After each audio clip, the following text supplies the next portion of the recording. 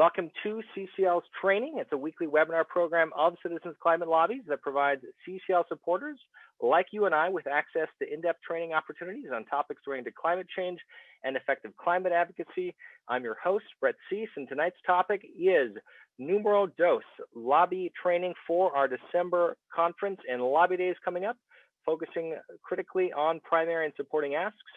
Join CCL's Vice President of Government Affairs, Dr. Danny Richter, for a training that's going to review the 2020 June meeting analysis, CCL's primary and supporting asks, and provide some final guidance for lobby teams as we all plan our December online lobby meetings. So with that, I'm going to introduce Dr. Richter, a man who needs no introduction. Danny Richter has been with us a long time. He knows a lot of information. He's done a lot of work for CCL, and he's our Vice President for Government Affairs.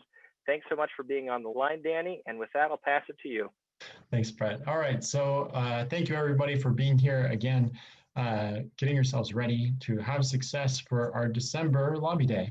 So we have three learning goals tonight. Number one, to understand how to be responsive to the environment we're walking into with our meetings. Second, to highlight goals from the meeting, including we want to reach 100 co-sponsors on the Energy Innovation and Carbon Dividend Act. And I also want to emphasize that we're really focusing on the primary ask this time. We focused on the supporting asks in June. Now we're focusing on the primary ask, and I'll talk about all of that. So let me give you the outline here. First of all, I'll provide a brief review of last week. Not everybody may have been on the call last week's webinar, which is also recorded and available on community. Then I'll go over the primary ask. I'll go over a companion to the primary ask, the carbon pricing is popular sheet. Then we're going to try something that I've never done before on one of these, but we're going to have a breakout session to discuss that. That'll take 5 minutes. Then we'll close up with the supporting asks and leave plenty of time for Q&A as usual. So first of all, let's start with the review from last week. So last week I gave an overview of where we were, that is before the election, where we are now, which is in the lame duck, and where we're going, that is into the 117th Congress. Because all of these, where we've been, where we are, and where we're going, are important for success in our lobby meetings.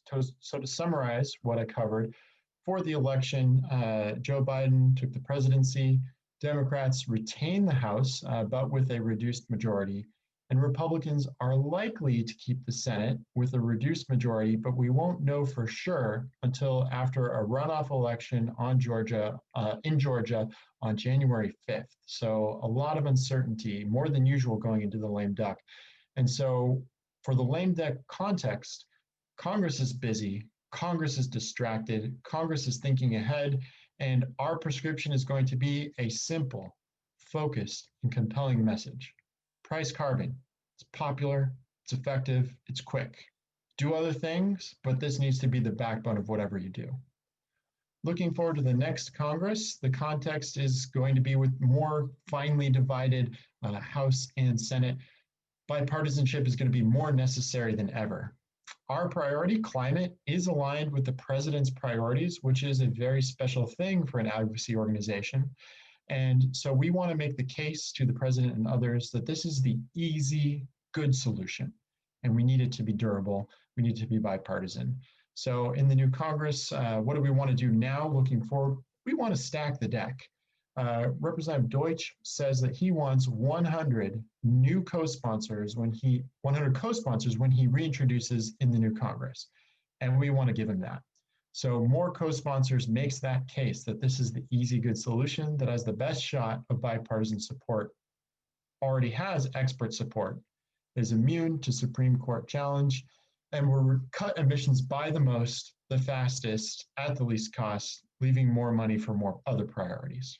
So that was the review. Now let's dive into the primary ask. And I think Brett's showing it on the screen now. And you'll notice that this looks a little different than what we've done in the past. And in particular, it starts not with our ask, but with a quote. And so where we're going is we want them to support the Energy Innovation Carbon Dividend Act. In the House, that means co-sponsorship. Or if they're already co-sponsor, we want them to talk about their support publicly. In the Senate, that means talking to Senator Coons and getting a bipartisan bill introduced. But we also want to be sensitive to the context we find ourselves in. And being sensitive to that context, I thought it was important at this juncture to remind Congress that carbon pricing is popular beyond CCL. We talk about it a lot. They probably hear about this the most from us, but there's a lot of other organizations, a lot of other people, a lot of other entities that are very excited about carbon pricing. So this primary ask sheet and the companion carbon pricing is popular document, which I'll also talk about, I want you to send both of these ahead of your meetings. They're trying to accomplish this by highlighting support for carbon pricing from 5 sectors of society important to Congress. First of all, experts. Second, local leaders. Third, other members of Congress. Fourth, businesses. And fifth, faith groups. So at the top of the document, as I said, there's a quote, not an ask. The quote is from the IPCC. This represents experts. And that quote is, explicit carbon prices remain a necessary condition of ambitious climate policies. This reminds them that CCL is an organization that trusts experts, that listens to experts, and they should too. The first paragraph after that quote has a lot of urgency behind it. And it also, and that's the urgency we all feel to address climate and address it in a big way. But it also includes the only bolded text in the document beyond the main quote, and that is that our preference is for HR 763. And why do I use the word preference and not insistence or something stronger? And that's because I have a concern. We've been so clear about what we want and so disciplined about our message that there are lots of people on Capitol Hill who have the impression that we are inflexible. And if that perceived inflexibility leads to us not having a seat at the table discussing the contents of a climate package, that's not really helpful. So I wanted to signal some more openness in this document. I did that by putting the experts first, putting that quote, establishing the urgency and popularity of this with experts first. Then in that first paragraph, we're very clear on our preference, but we also call it a preference.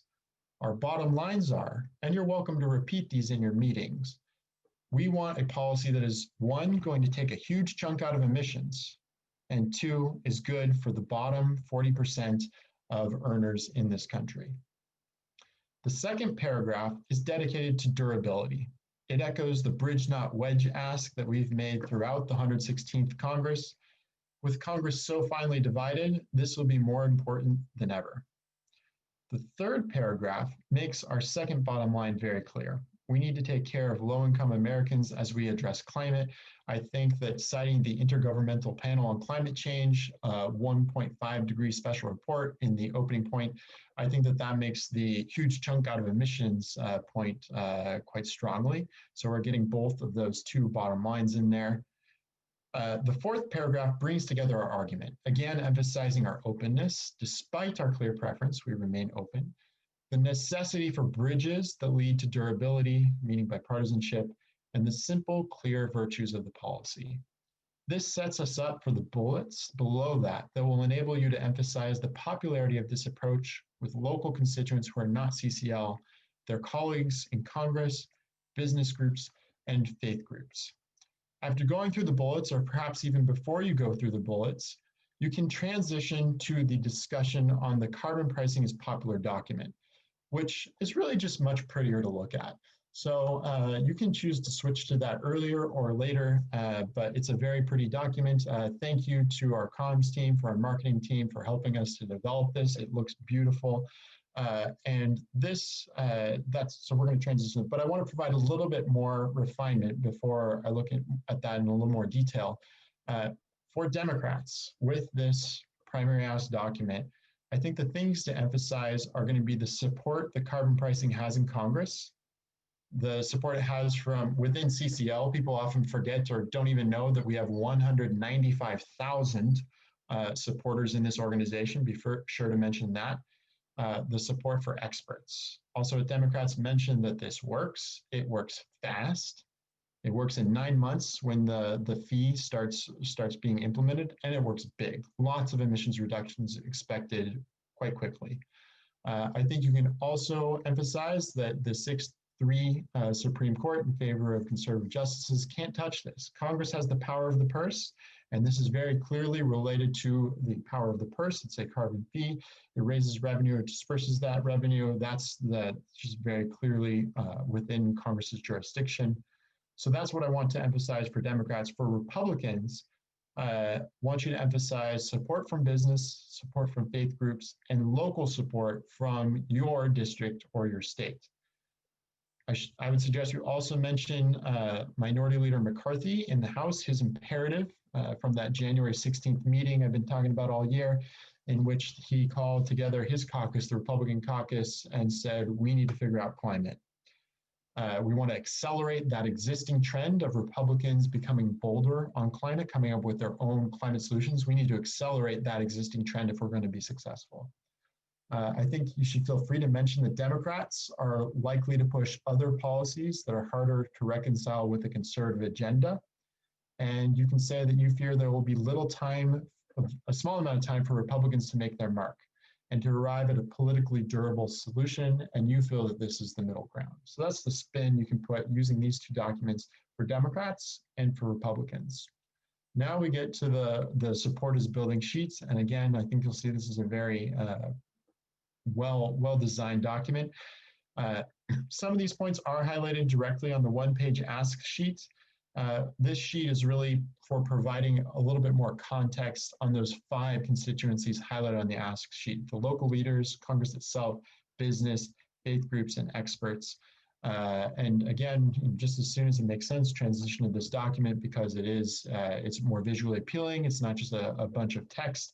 And again, my recommendation is send both this sheet and the ask sheet in advance of your meeting. That will help you spend more of the time in the meeting talking about what you want to talk about as opposed to something else and getting them up to speed.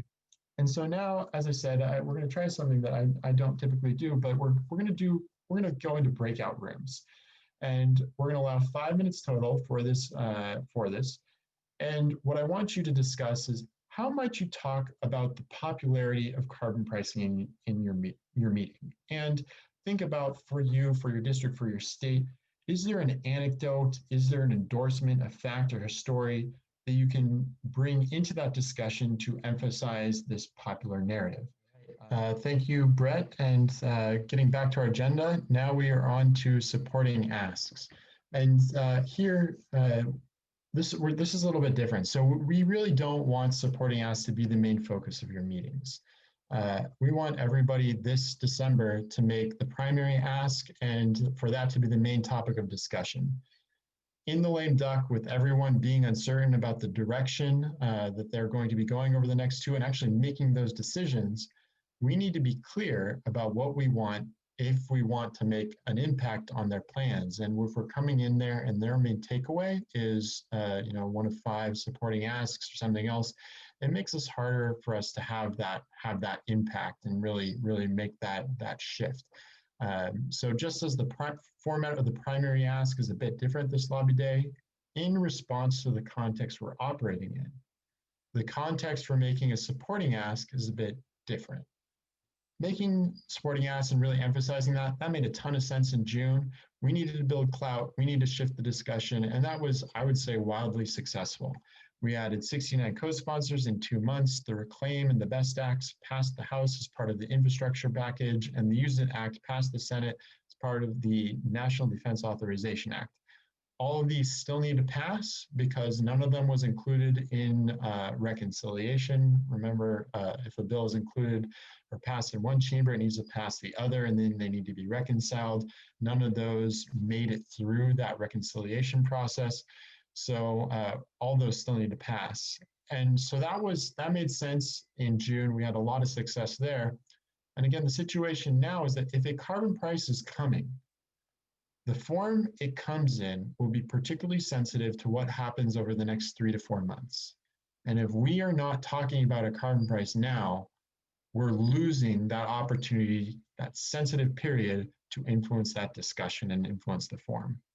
So that's why we're giving you the supporting asks. You still have the option of adding them, but it should be really as an add-on after you've made the primary ask, after you've had a robust discussion about the popularity of this, emphasizing that you want non-co-sponsors in the House to join, you want existing co-sponsors to talk about their co-sponsors and renew their co-sponsorship with Congressman Deutsch in the new Congress, and that you want senators to talk to Senator Coons about reintroduction.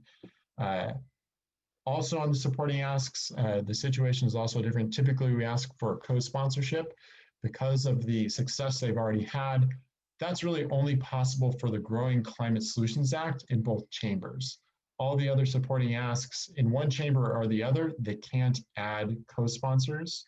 And so as a result of that, I think that what you want to do is just, unless it's the Growing Climate Solutions Act, then they can co-sponsor. But for all the others, just say, this is going to remain of interest to us in the new Congress, and we would like to see it pass. How can you help us do that in the new Congress? So it's just that's the context. It's a little bit difficult. Impossible to ask for co-sponsors in both chambers except for the Growing Climate Solutions Act. So that's why we're de-emphasizing the supporting ask this Congress and emphasizing the primary ask. Finally, as we talk about preparing for your meetings, I also want to highlight that the June analysis is complete and it is available on Community. This year, with the help of Brian Hermsen and with Morgan McHugh, we were able to create some new graphics to help us visualize the results, which you're looking at now. We're very excited to deliver that to you. We hope that this will enable you to look at the what happened in June and bring value to your meetings. But this is another thing that is a little bit different about this December lobby day as compared to previous November education days. This should be out of the spotlight this year, but it should still inform your meeting. So previous November lobby days, this has been the star of the show. But this year, we don't want the June analysis to be the star of the show. This is, if we're making the movie of your lobby meeting with members of Congress, this time the June analysis should be like the production designer of the movie, or the second violinist playing the musical score, or the editor of the movie that would be made out of your meeting. Maybe it's the location scout or the construction crew for the set. The point is that the June analysis is still essential to the successful outcome of this lobby day, but it shouldn't be the star of the show. So we'll come to some conclusions now. The lame duck is always a confusing and uncertain time. This one is more uncertain than usual. So we're coming in with a simple message. Price carbon, it's popular, it's effective, it's quick. We are clear that HR 763 is our favorite carbon price, but we also want to signal some openness. We want to be invited to the table discussing a climate package so that we can steer it to be more like HR 763 when those opportunities arrive.